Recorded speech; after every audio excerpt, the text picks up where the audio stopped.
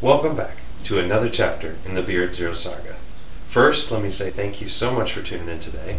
And today is going to be a day filled with firsts for me, and I'm glad that I get to bring you guys along. First thing, jump right to it. I got some more artwork to add to the shop today, courtesy of Sam Collier. I got this beautiful metalwork piece made with little bits of bike chain, little bits of washers. There's some old nails in here, and then a horseshoe. This is just incredibly done. I am really impressed by the skill it took and the vision that it took to be able to see all of these pieces and make the whole out of it. So special shout out to him. This is incredible work, and I am really thrilled to have it, and it's going right in my shop. It's getting its own spot. So again, thank you, appreciate it.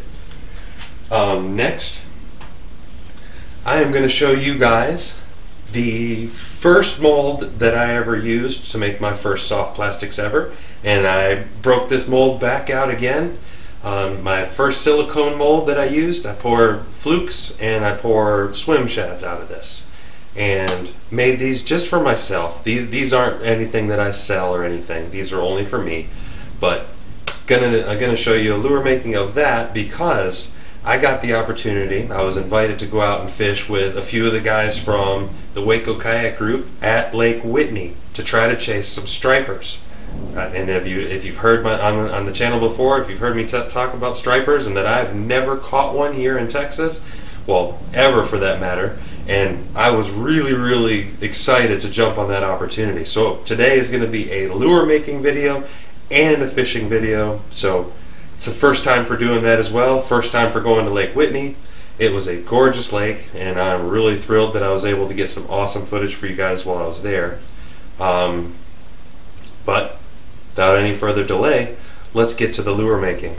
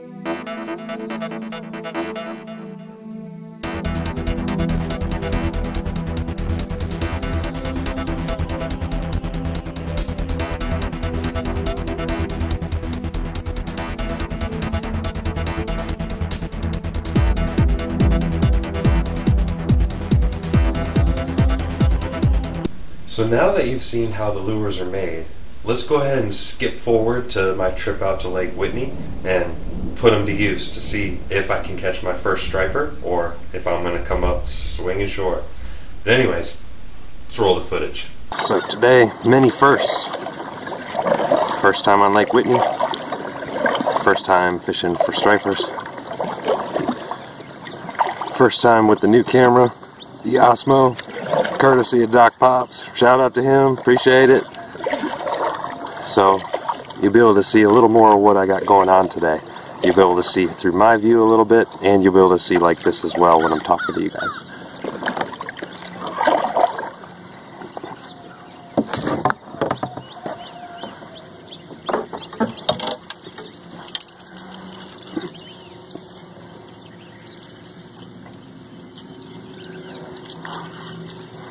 And today I am breaking rank because we're going after a topwater bite today, and I don't currently make any topwater lures. I've made the exception to use a topwater lure for today's fishing.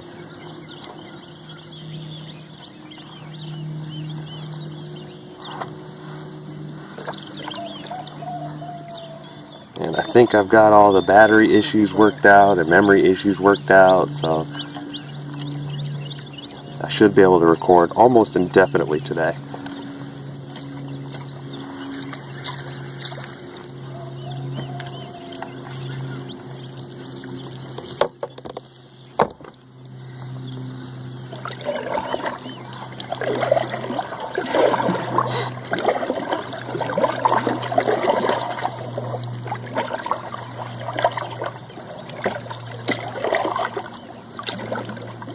It's a gorgeous lake.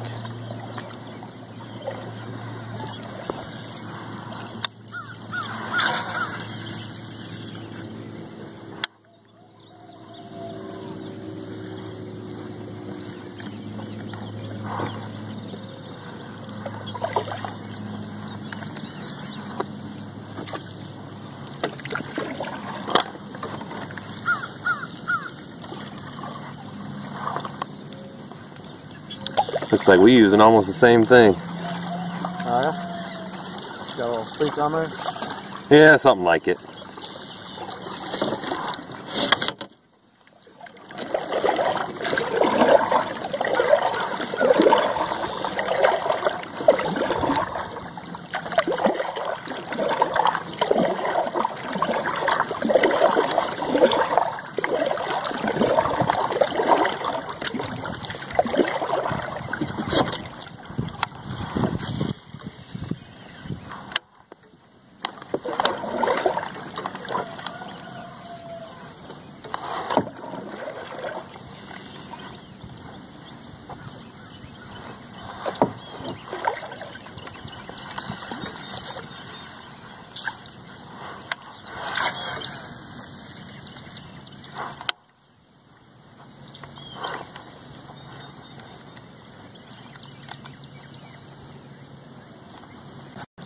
Man, this topwater bite is going to be really cool. So, John already caught one. But it was a little one. And it looks like Brian just lost one. So, we'll see. I've definitely seen a lot of surface activity out here today. So I'm definitely expecting to get some topwater action.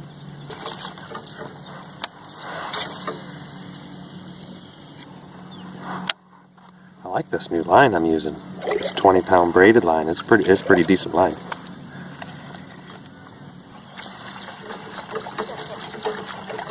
that a hit? Nah. Sounded like you blew up on it. Kind of surprised they're not blowing up yet. Yeah, I know, right?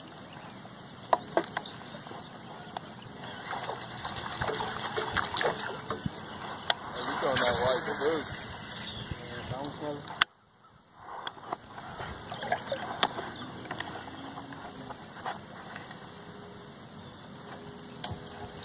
Got some big bass on this fruit, man. I love this fruit, man. I just probably one of my top water blow up, bro. That's my favorite. You never know when it's coming, dude. I know it, dude. we were out there on Athens, or Fairfield Friday. First fish of the day. I threw the frog out there. He hit the water. And I turned and I looked at my buddy because I heard a boom, like a blow up. Well, he was throwing a big old popper frog. So when I looked over at his, it was his frog, and I heard another blow up to my left where I casted. And I turned and I looked and I'm trying to find my frog. And my buddy on the front boat, he goes, "Are you gonna set that hook?" And I set the hook on slack line. Ended up, it would have been the.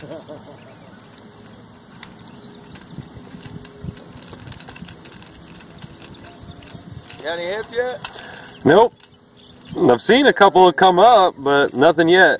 This area, around this point, and along this whole straightaway, is usually stacked up with them. They'll start surfacing here in no time. Well, I'm ready. Ready when they are. Wish I had my A-rig. I got an extra one in my bag. You got one, throw it. Right now? I would. They're not on top right now. Righty. Point taken. I'll switch up in just a minute. If I don't have any luck here in just a minute, I'll go ahead and switch up.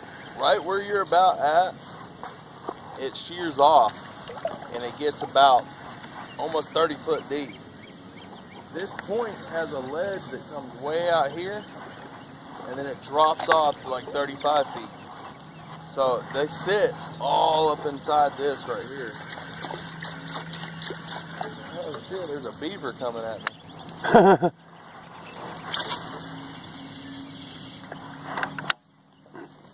Underwater? He's right here. Oh, I see it. I do. I see the beaver. Let me see. If I can get it. Yeah, there's definitely a beaver over there swimming along the shoreline. Oh, there he goes. That's cool. I've seen signs of a beaver in Texas before, but I've never seen one. That's really cool. Day full of firsts. I ain't really trying to mess with him today. Don't want it.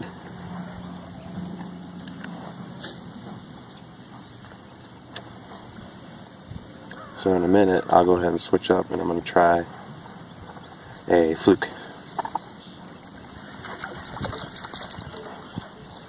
Oh, there's some blowing up right there.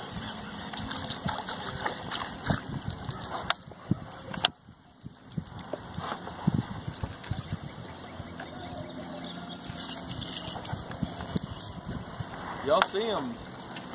Call them out. I'm seeing tons of stuff come up to the surface now. I just don't know what they all are. Some you can tell they're carp, but yeah. Some I can't tell exactly what it is. So. Yeah. Normally, if it's a quick splash, that's like something we're looking for. Whether it's a striper, sand bass, or a largemouth. Yeah. Look at them blowing up right there, dude. Right behind you. Oh yeah. Yeah. Right where we just were. Starting to peak, they're going to start coming up. Now, do they hit better during the day, like when the sun's out, or like at first light, or? See, sometimes at first light, if it's sunny out and it's clear sky, first light, they'll bite for about an hour, and then you'll have hard as hell to catch them. But when we have an overcast like this and that light peeks through, they start surfacing like crazy. That group just popped up there. I'm sure we'll have more groups popping up all around us. Yeah. Man, this is gorgeous that here. That side over that he was at, they like to school over there a lot too.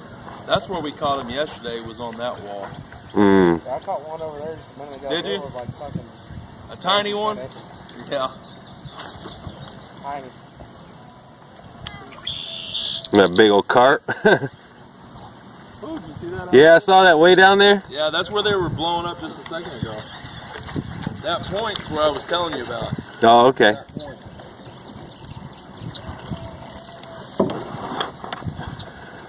Alright, so it looks like we're moving.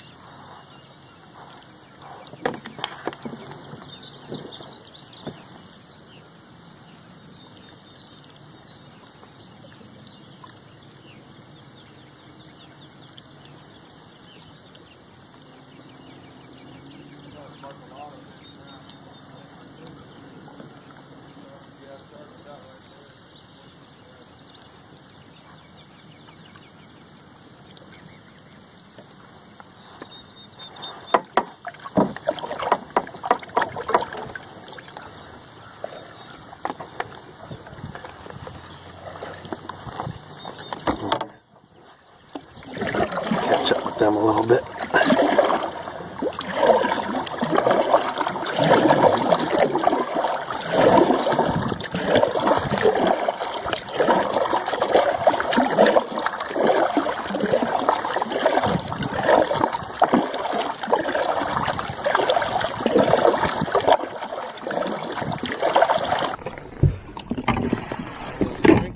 Yeah, a little bit.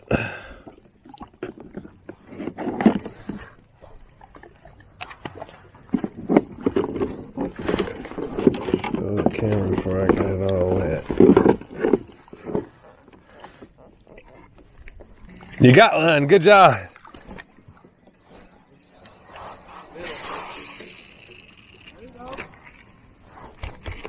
That's all right, it's a fish.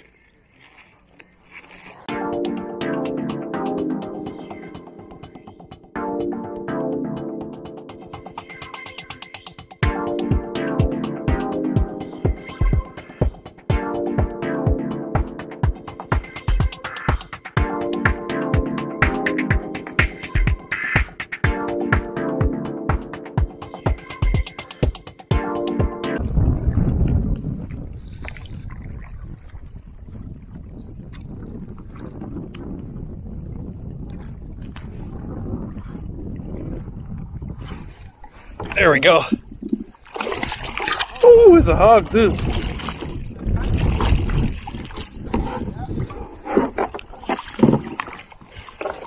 There we go. It's a hoggy. Yeah, if you got a scale. Woo! Appreciate it. Appreciate it. Man, that's the skunk out of the boat now. I needed that. This was a big old win for me. Oh yeah. Oh, he's skinny. Yeah, and it's got some weird markings on it and stuff. Yeah, that's a. And he's blind in one eye too. Is he? Yeah. Solid fish though. Yeah, I'll take it. Turn this way a little bit. The other way. Other way, like this. Right there. All right, dude. Awesome. Damn, he's skinny. Yeah, it is. I can tell it's a spawned out fish, that's for sure. Yeah, he might be sick too, though. Yeah, he looks like he's got some good little marks on him. He's skinny as hell. Yeah, that's a badass fish though, right there. But he fought good. Man, he only fought for a couple seconds because no, because I was right on top of him almost. So yeah, he's real skinny, and you could tell. Look at him. But man, I'd like to get a good little weight on him though. Hold him in the water so I don't put too much stress on him. Hey, there's our. There we go. Start on it.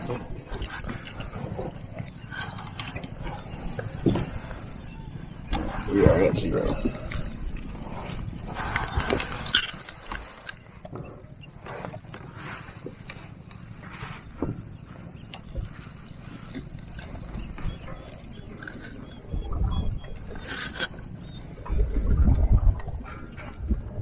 Probably 4 or something. 304. 304. Not bad. If it was chunky and full. Easily been a 6-pounder. Yeah. She was full. Guarantee it. Appreciate it. Right here, just got right over there, right behind you. Mm-hmm. Guess what? Purple one. So it's 19 1/4. Good one. Yeah, 19. Yeah, 19 1/4.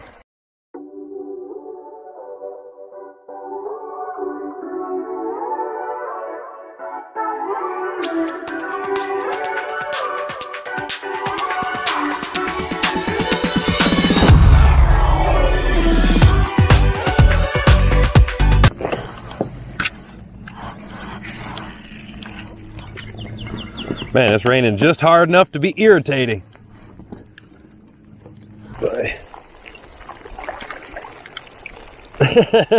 Is it a dash for it? Yeah.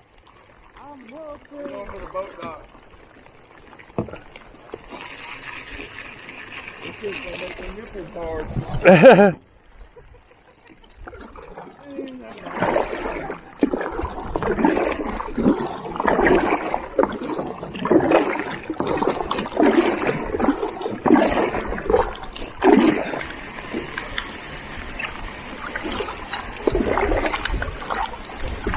So this is definitely like a private dock, isn't it? Oh, it's your dock. Oh, how nice. I think we're going to get a little break here in a few minutes that we'll be able to hop out pretty good.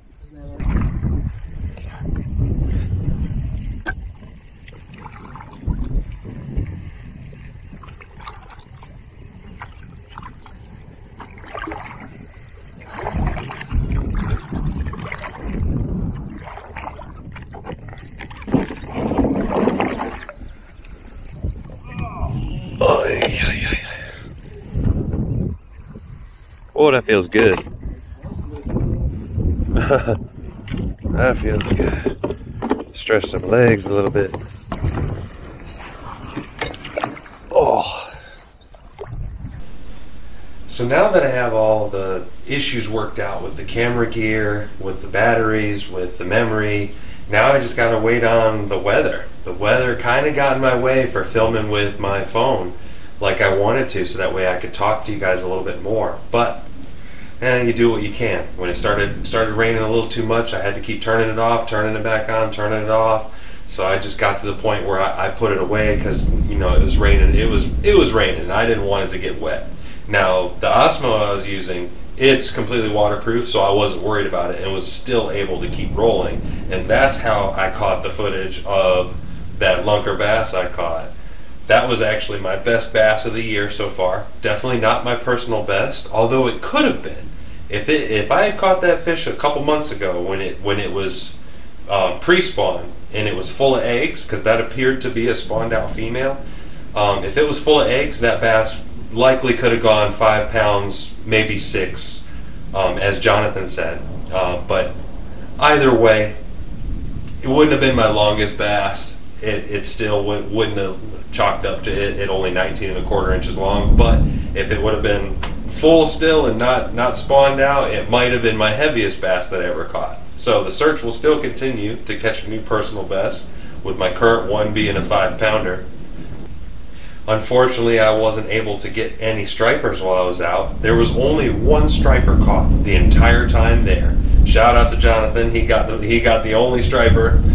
The only other ones caught were a couple of white bass, and a few other largemouth were caught. That day was extremely tough. The water was like chocolate milk, and it was just raining on and off. It was very difficult, and the water level was fluctuating. The water was high, then it started to drop while we were out fishing. So all of those things kind of culminated to making not such a great day. But I think that lake will be awesome to fish when it clears up. When that water really clears up, it will be awesome. But anyways, I was able to still get my first underwater release. I was excited to get that for you guys. That was one of the reasons why I went out there too, was I wanted to be able to get my first underwater release. It's just too bad that the water was like chocolate milk and you could only see 2 feet after I let the fish go. But other than that, I'm getting ready to film my next episode, Catching Spiders. And that one, I've been talking about it, is for the YouTubers, Angling Spiders, based out of Canada. They're an incredible father-son team that does a lot of pike fishing up there, and they just fished their first virtual tournament, kind of like myself. They actually placed 3rd in their tournament, so congratulations to them. And guess what? Your video's up next for your lure make, and then I'll get that on the way to you guys so you can try them out. But anyways, thank you so much for watching. I'll catch you next time.